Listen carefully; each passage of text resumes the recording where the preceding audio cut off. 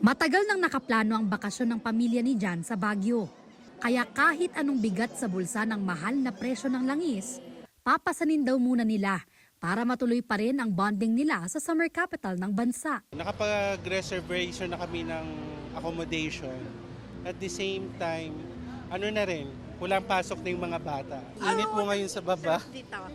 Dito medyo malamig, lalo na sa gabi. Kahit tuloy ang gala, kailangan pa rin daw maghigpit ng sinturon. Dahan-dahan lang yung takbo, tapos medyo bukas lang din yung bintana ng sasakyan. Tapos, yun po, tipid-tipid na lang din sa food.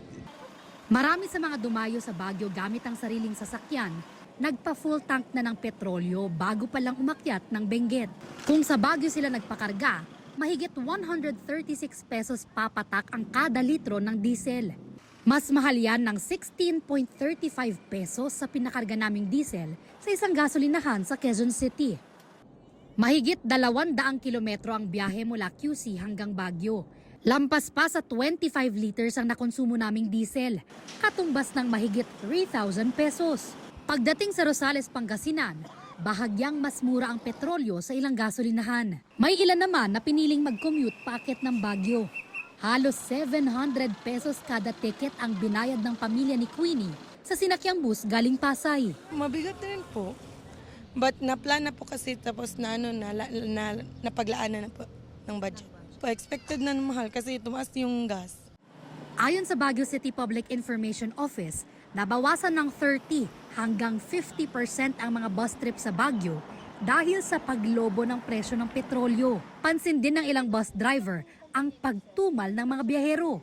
Kasi last year, halos pagdating namin ng terminal, balik agad kasi maraming pasahero. Ngayon, wala talaga. Pagkakaunti ang pasahero, tinatransfer na lang namin dun sa susunod na bus kung talagang kaunting-kaunti. Ramdam din ng mga negosyo sa Baguio ang pagtumal ng mga turista. Mahirap po kumita. Yung nakakala po, dagsado po tayo mga turista, madami pa mga bibili sa amin. Kaya yung kita namin na halos 100% na nagiging 50% na lang ganun. Ilan lang umakyat na mga turista tulad niyan, ang mahal ng pamasahe. Siyempre yung mga tao, imbis na maggagala, magtatanggal ng stress, hindi na magtitipid na lang.